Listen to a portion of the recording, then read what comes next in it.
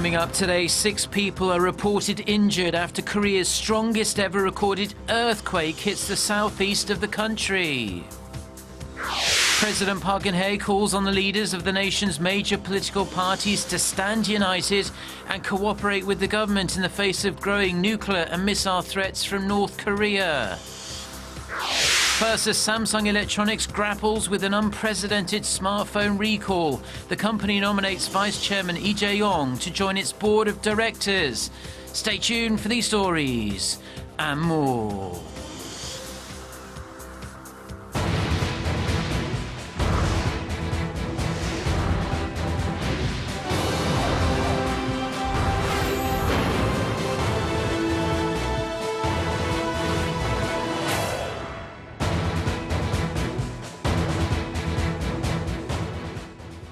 Hello to our viewers around the world. It's 6 a.m. on Tuesday, September 13th here in Seoul. Thank you ever so much for joining us today.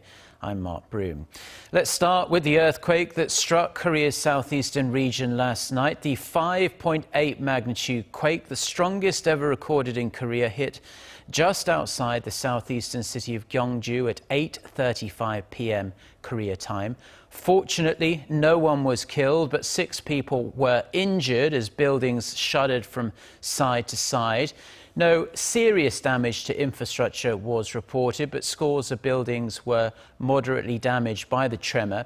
Nuclear reactors in the area were not seriously affected, but some reactors were taken offline as a precautionary measure late last night and remain offline as of now. A few KTX bullet trains halted operations, and Korea's popular mobile messenger KakaoTalk actually went offline shortly after the quake, but they are both running as normal now. This earthquake came about 50 minutes after an initial quake with a 5.1 magnitude hit the epicenter some 10 kilometers south of Gyeongju. Government authorities have heightened the country's emergency level to level 2, which is the second highest, and ordered affiliated organizations to remain alert and follow the earthquake manual. President Park Geun-hye sat down with the leaders of Korea's 3 major political parties on Monday for the first time since the 20th National Assembly kicked off. She called for greater and united support from lawmakers in matters related to North Korea and national security, especially in light of the North's 5th nuclear test, which happened last Friday. Presidential Office correspondent Song Ji-sun with the report. For nearly 2 hours, President Park and the leaders of the nation's main political parties exchanged views on current issues, with national security taking the most attention and focus.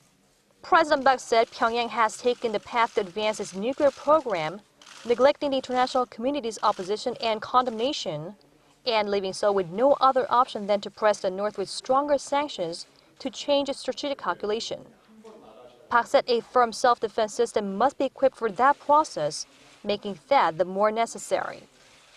As the missile defense system is a means of self-defense, Park stressed THAAD is not subject to the National Assembly's ratification, and nor would it violate security interests of a third country, referring to China's opposition.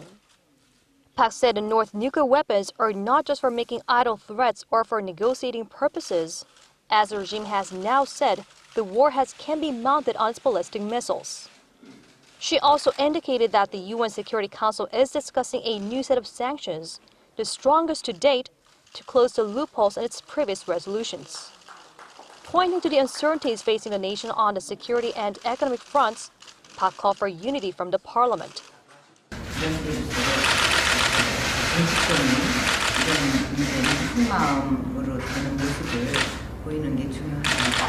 생각을 합니다. 오늘 회동을 계기로 해서 이런 안보에 대한 사안에 대해서 국민들의 걱정을 덜어드릴 수 있고, 또 북한에 대해서도 경각심을 갖는 그런 어떤 문제의 이해를 하던데 강력한 의지가 담긴 그런 회동이 됐습니다.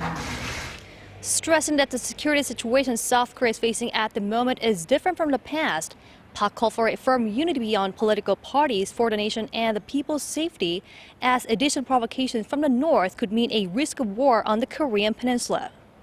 Song Ji-sun, Arirang News. Now, following their meeting with President Park and other top government officials, the leaders of Korea's main political parties shared their thoughts on the discussions. Our Park Ji-won has the details. In a press briefing following Monday's security talks at the presidential office of Cheongwade, ruling Saenuri Party's leader Lee Jae-yong reviewed positively the fact that the three main political parties all strongly denounced North Korea's fifth nuclear test. However, he couldn't hide the Conservative Party's disappointment over the three parties' failure to agree on the controversial matter of deploying the U.S. missile defense system THAAD. It is truly regrettable that the opposition bloc blindly disapproves THAAD in a situation where the North's nuclear threats are imminent right before our eyes. The main opposition Minju Party of Korea said that once again, communication with the presidential office was hindered by what it felt like an impenetrable wall. The party said the top office was close to pressuring opposition leaders to agree on the deployment of THAAD, but the Liberal Party made it clear that it does not see eye to eye on the matter with the top office. I clearly told the president that we need to keep close economic relations with China to improve the people's livelihoods. I think this is a diplomatic matter between the U.S. and China, and we need to let them understand what our national interests are as well as our geopolitical situation. The minor opposition People's Party, however, expressed satisfaction over having had the chance to express the opposition leader's stances to the president. Despite some differences in how to solve North Korea's nuclear threats and THAAD, I think it was a good opportunity to directly listen to President Park and told her our opinions. I hope we have more chances like this.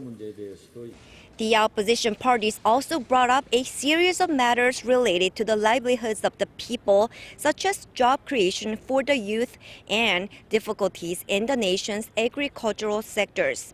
They also urged President Park to dismiss Senior Presidential Secretary Oh Byung-woo, to which President Park said she will first wait and see the results of the ongoing probe by prosecutors. Park Ji-won, Arirang News.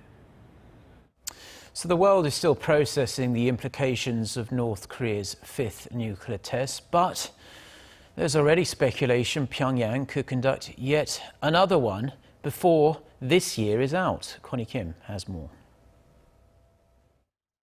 As if North Korea's fifth nuclear test and its second this year wasn't a big surprise to the international community, Pyongyang appears to be ready to push the button for another test at any time.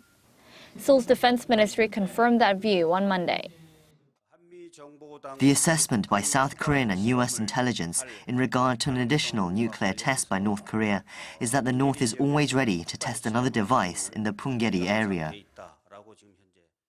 The spokesman said the nuclear test could be conducted at the second tunnel or the third one, which has not yet been used. The previous 5 nuclear tests have been carried out at the first and second underground tunnels.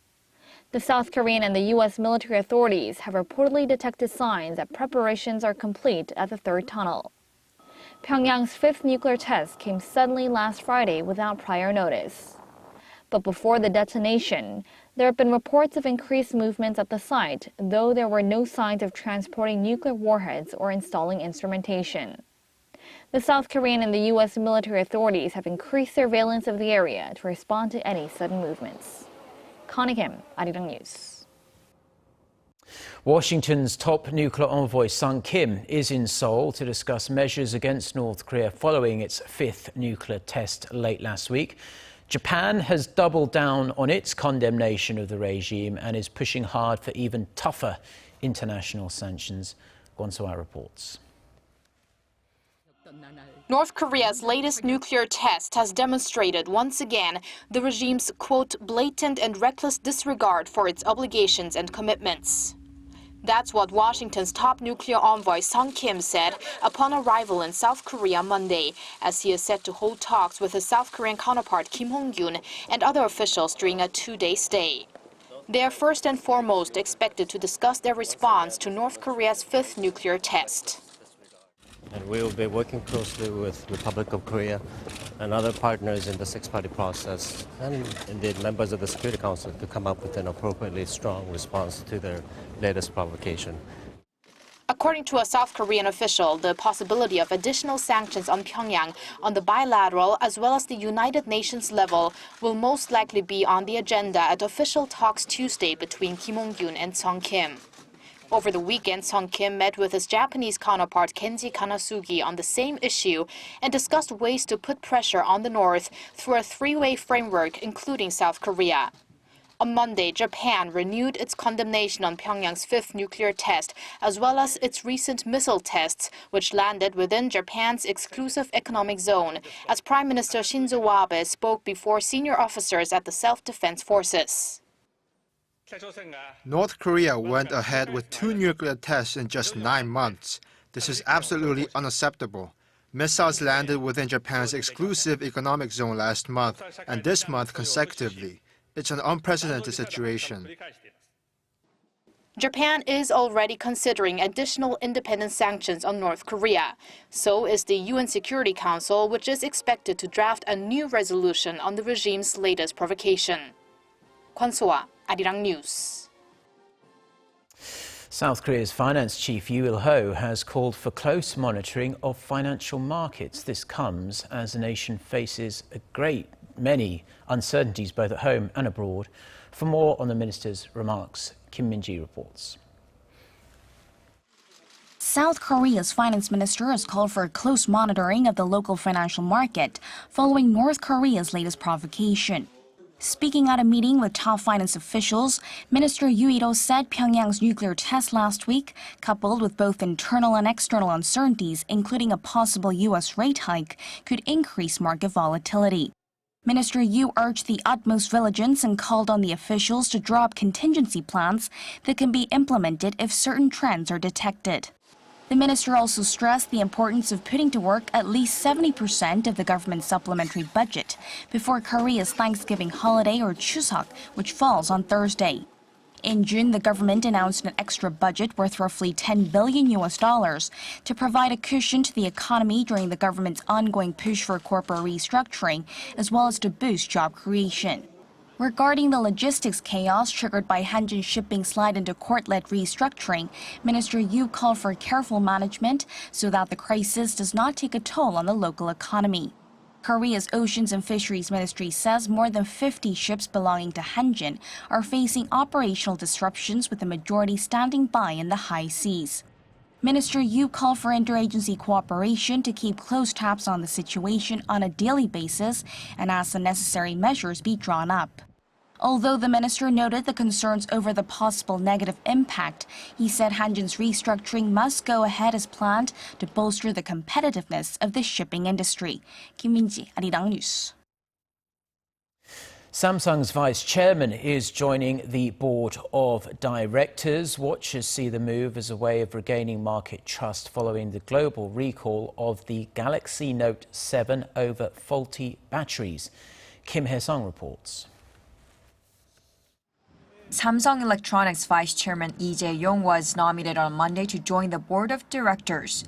In a statement, Samsung Electronics said it believes the time is right now to nominate Lee Jae-yong as a member of the board to allow him to take a more active role in the company's strategic decision-making and take formal responsibility. The company also said the Harvard-educated Samsung Vice Chairman Lee Jae-yong has made important decisions for the company as the chief operating officer, especially in the last 2 years after his father and Chairman Lee Gun-hee had been hospitalized following a heart attack in 2014. The announcement comes as Samsung Electronics struggles with an unprecedented global recall of its smartphones. The world's largest smartphone maker has seen billions of dollars of its market value disappear and has recalled 2.5 million Galaxy Note 7 smartphones earlier this month over reports of its battery exploding or catching fire. The nomination of Vice Chairman Lee to the board of directors is seen as a move to gain market trust to navigate Samsung Electronics through the recall crisis. The appointment will be put to vote at a shareholders' meeting scheduled for October 27th. Kim Hae-sung, Arirang News. Now, a nationwide 7-day ceasefire has begun in Syria amid concerns about how widely it will be observed.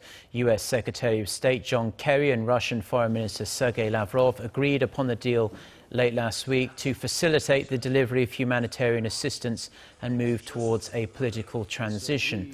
The move is considered to be a first step toward a broader agreement to end more than 5 years of bloody war between Western-backed rebels on the one side and on the other side forces loyal to the Syrian government. The Assad government in Damascus, Iran and Hezbollah have all agreed to abide by this deal. The deal does not apply to the Islamic State group or other Islamist groups.